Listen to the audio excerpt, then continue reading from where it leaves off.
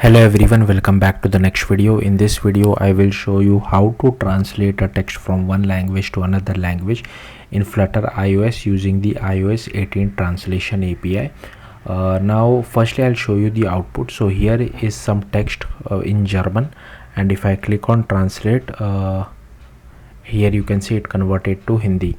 Now there are few things which you should be careful about. Firstly, this API is only available from iOS 18. Second, you need to run this on a real device, it won't work on a simulator. And the third most important is the entire UI which you see is Swift UI. This is not Flutter. Unfortunately we can't use Flutter widgets over here because the translation API is very tightly coupled with Swift UI. There might be some hacky way to use this with Flutter widget, but it's not directly available. It is not even available for UIKit. But yeah, it is what it is. Maybe in future it might be available, but yeah, let's see how to do this. So firstly, this is my Flutter project. Inside main.dart I have just refactored the home page, my home page. Everything else remains the same. So here you can see a scaffold, a safe area size box of width 200 by 200, and here is my Swift UI view. Here I have created my Swift UI view.dart. This is the identifier. Same identifier we will have to use it on native iOS side as well. So here I have just created a stateful widget. We really don't need this init state, okay, and this I think we can write it better. So if it is iOS, then display this UIKit view, otherwise display this placeholder. Okay, so something like this we can do. So yeah, this is available in macOS also, I guess, but yeah, let's concentrate on iOS for now. Then you will have to open the XE workspace of iOS inside Xcode. Select your project. Here I will select iOS. You will have to update the minimum deployment to at least iOS 18, as you can see over here. Firstly, go to app delegate file and you will have to copy paste the code. This is boilerplate code which you have to write. Only thing is the identifier, this should be same what you have defined it on the Flutter side. Next, create this file called my Swift UI view native view factory. Again, I have just copy pasted this code from the documentation.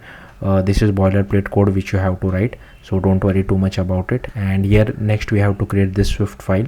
So my Swift UI view native view. So this is actually a UIKit view, but we have to write this to embed Swift UI view. Again, there will be boilerplate in this. So this is UI view Flutter view controller. We are writing this init method. We create our UI view. We assign our Flutter view controller. Here we override this method. We create a native view. And this is again boilerplate code which we have to write every time we want to embed a Swift UI view inside our UIKit view. So this is our Swift UI file. So I have created that as well. And here you can see I have imported translation as well as Swift UI.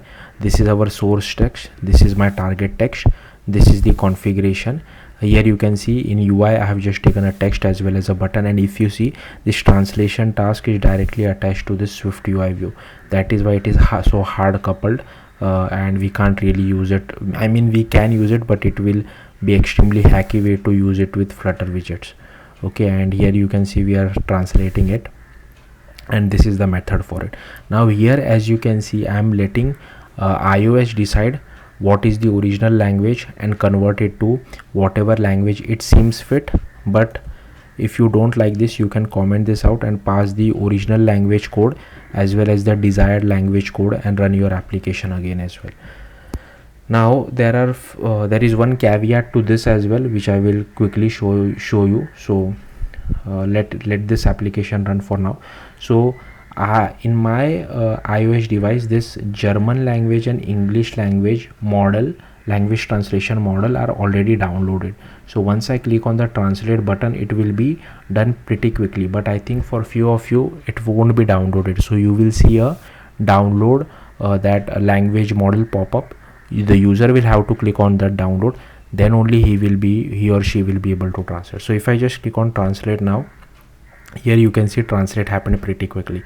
If I show you my settings, if I go to apps, if I scroll down, go to translate, go to downloaded language, here you can see I have downloaded English, German and Hindi. But suppose if I change this to english.gb, which is the English language for UK, now I will get a pop-up telling me to download the model first when I click on the translate button. So let me quickly show you that.